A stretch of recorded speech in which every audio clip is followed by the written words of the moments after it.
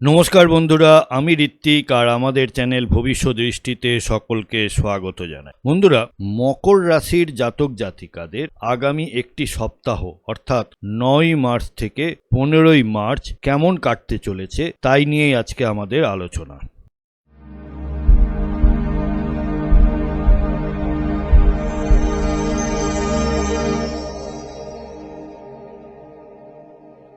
বন্ধুরা, আপনারা যারা আমার চ্যানেলটি অলরেডি সাবস্ক্রাইব করেছেন তাদেরকে জানাই আমার অসংখ্য ধন্যবাদ ও কৃতজ্ঞতা। যারা এখনো সাবস্ক্রাইব করেননি তাদের কাছে আমার বিনীত আবেদন, চ্যানেলটি সাবস্ক্রাইব করুন এবং পাশে থাকুন।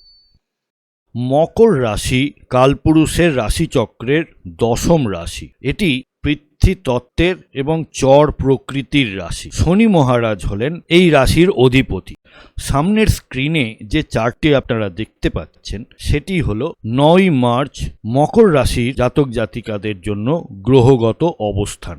এই সপ্তাহে আমরা দুটি ইম্পর্ট্যান্ট ট্রানজিট লক্ষ্য করব, যেমন দেবগুরু বৃহস্পতি বক্রী অবস্থা বক্রগতি ছেড়ে মার্গী গতিতে ফিরতে চলেছেন 11ই মার্চ, আর রবি বা সূর্য কুম্ভ রাশি ছেড়ে মীন রাশিতে গোচর করবেন 14ই মার্চ। এবারে আসি ফলাফলের দিক থেকে। প্রথমে শুরু করি কর্মজীবন দিয়ে। যারা চাকুরিজীবী আছেন তাদের জন্য কর্মক্ষেত্রে এই সপ্তাহে কাজের চাপ অত্যন্ত বেশি থাকবে। শনির প্রভাবে আপনার ধৈর্যের পরীক্ষা হতে পারে, তবে আপনার নিষ্ঠা এবং পরিশ্রমের ফল সপ্তাহের শেষ দিকে ইতিবাচক হবে। সহকর্মীদের সাথে সুসম্পর্ক বজায় রাখার চেষ্টা করুন, কারণ তাদের সাহায্যে আপনার প্রজেক্ট সফল হতে পারে। যারা চাকরি পরিবর্তনের কথা ভাবছেন তারা এই সপ্তাহে ভালো কোনো অফার পেতে পারেন। ব্যবসায়ীদের জন্য সপ্তাহটি স্থিতিশীল।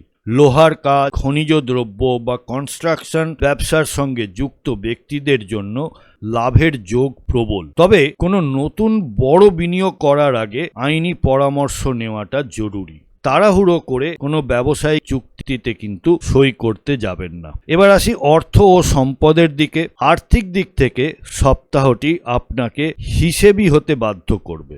আয় ও ব্যয়ের মধ্যে ভারসাম্য বজায় রাখা কিন্তু কঠিন হতে পারে। হঠাৎ করে পুরনো কোনো পাওনা বা কর মেটাতে গিয়ে হাতে টান পড়তে পারে। সঞ্চয়ের দিকে নজর দিন এবং অপ্রয়োজনীয় বিলাসিতা এড়িয়ে চলুন। জমি বা সম্পত্তি কেনাবেচার জন্য সপ্তাহের মাঝামাঝি সময়টি শুভ, তবে দীর্ঘমেয়াদী বিনিয়োগের ক্ষেত্রে বিশেষজ্ঞের পরামর্শ নিন। এবার আসি রিলেশনশিপের দিকে। যারা বিবাহিত তাদের জীবনসঙ্গীর সাথে কিন্তু মতভেদ হতে পারে। আপনার অতিরিক্ত কাজের চাপ বা গাম্ভীর্য সম্পর্কের মধ্যে দূরত্ব তৈরি করতে পারে। পরিবারের জন্য সময় বের করার চেষ্টা করুন। ছোটখাটো বিষয় নিয়ে জেদ ধরবেন না। আর যারা অবিবাহিত কিন্তু কোনো রিলেশনশিপে আছেন তাদের জন্য সপ্তাহটি ধৈর্য ধরার। প্রিয়জনের সাথে ভুল বোঝাবুঝি হতে পারে, তাই কথা বলার সময় সংযত থাকুন। যারা একাকী আছেন তাদের জীবনে পুরনো কোনো মানুষের সাথে আবার যোগাযোগ হওয়ার সম্ভাবনা থাকছে। স্বাস্থ্যের ক্ষেত্রে এই সপ্তাহে কিছুটা সচেতনতা প্রয়োজন। হাড়ের জয়েন্টে ব্যথা বা বাতের সমস্যায় যারা ভুগছেন তাদের কষ্ট বাড়তে পারে। দাঁতের সমস্যা বা স্নায়বিক দুর্বলতা দেখা দেওয়ার সম্ভাবনা থাকছে। নিয়মিত যোগ ব্যায়াম বা প্রাণায়াম করুন। প্রচুর পরিমাণে ক্যালসিয়াম সমৃদ্ধ খাবার খান এবং পর্যাপ্ত বিশ্রাম নিন। মানসিক অস্থিরতা কমাতে কিন্তু মেডিটেশন ম্যাজিকের মতো কাজ করবে আপনাদের। এবার চলে আসি প্রতিকারের দিকে। এই সপ্তাহে বাধা কাটিয়ে সাফল্য পেতে প্রতি শনিবার সন্ধ্যায় সরষের তেলের প্রদীপ জ্বালান এবং হনুমান চাল্লিশা পাঠ করুন। কালো রঙের তিল বা ছোলার ডাল কোনো দুস্থ ব্যক্তিকে দান করা আপনার জন্য শুভ হবে। বন্ধুরা, প্রতিবেদনটা যদি ভালো লেগে থাকে তাহলে প্লিজ লাইক, কমেন্ট, শেয়ার করতে ভুলবেন না।